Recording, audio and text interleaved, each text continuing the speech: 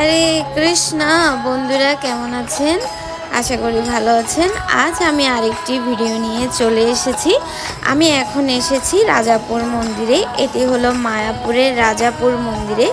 এখানে রয়েছেন জগন্নাথ বলদেব সুভদ্রা মহারানী। আমি এখন জগন্নাথ বলদেব সুভদ্রা মহারানীর সে অপূর্ব রূপ দর্শন করব। আপনারা অনেকে হয়তো মায়াপুরে এসেছেন, জগন্নাথকে দর্শন করেছেন, আর যারা আসেননি যখন মায়াপুর আসবেন অবশ্যই সেম রাজাপুরে জগন্নাথ বলদেব সুভদ্রা মহারানীকে দর্শন করে যাবেন। তো আমি এসেই প্রথমে ভগবানকে দর্শন করে ভগবানকে প্রণাম করি। প্রণাম করার পর ভগবানের সেই রূপ, অপূর্ব রূপ দর্শন করি মন ভরে। তারপরে দেখি পাশে এক মাতাজি চন্দন বাটছে, কেননা কিছুদিন পরেই মায়াপুরের চন্দন যাত্রা। তার পাশেই রয়েছে জগন্নাথের পুজোর থালি। এখানে সব রকমের ফল দেয়া থাকে, যারা পুজো দিতে চায় এসে পুজো দিতে পারে। আবার অনেকে এসে ভগবানকে প্রদীপও দেখিয়ে দেয়। তো দেখুন আপনারা, এই হচ্ছে জগন্নাথের আম বাগান এবং পাশে কাঁঠাল বাগান রয়েছে, আর সেই সাথে এইদিকে সুন্দর ফলের বাগান রয়েছে। এখানে জগন্নাথের পুকুর রয়েছে। এখানে স্নান চন্দন যাত্রার সময় খুব সুন্দরভাবে জগন্নাথের নৌকা বিলাস দেওয়া করা হয়। ভগবানকে বছরের বিভিন্ন সময় গ্রীষ্মের সময় এই লীলা বিলাস করা হয়। আপনি শুধু দর্শন করুন সরাসরি। হচ্ছে নৌকা বিলাসের ভগবানের সেই সুন্দর দৃশ্য। এটা সেই ভগবানের রথ, দিব্য রথ।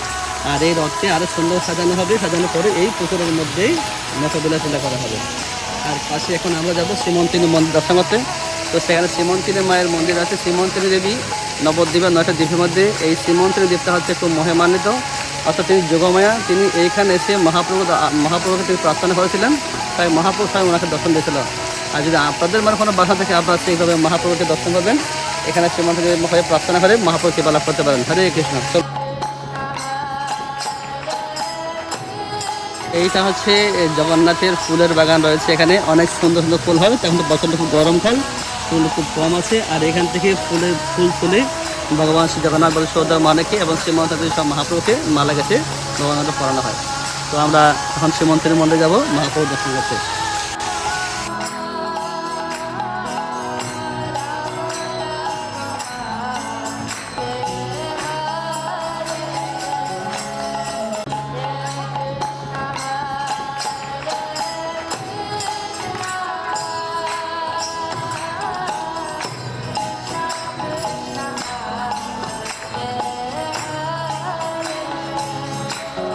তো দেখুন, এখানে এটা হচ্ছে বিভিন্ন তীর্থস্থানের মাটি দিয়ে এই স্থানে নির্মাণ করা হয়েছে।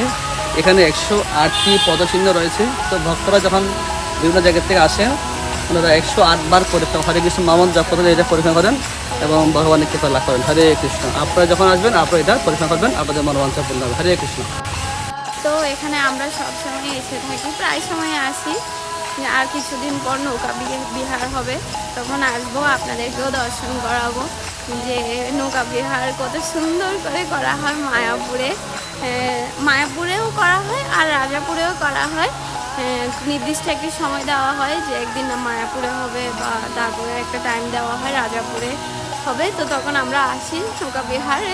তা আপনাদেরকেও আমি দর্শন করাবো যে রাজাপুরে নৌকা বিহার কেমন হয়ে থাকে।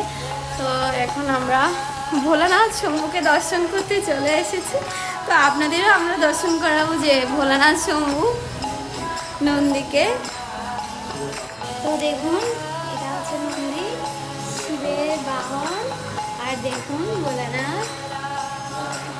হর হর মহাদেব কি। আর এইখানে সবার মনস্কামনা পূরণের জন্য, ভোলানাথ এখানে সবার মনস্কামনা পূরণের জন্য বিভিন্ন জন বিভিন্নভাবে মনস্কামনা করেছেন, বিভিন্ন মানে মানুষ করেন। আর দেখুন, যাদের মানুষ মনোবাসনা পূর্ণ হয় তারা সে গীতে খুলে দেন। কিন্তু আপনাদের এখানে মনের বাচ্চা থাকবে, আপনারা সেই এসে বলার কাছে এই প্রার্থনা করতে হবে। হরে কৃষ্ণ।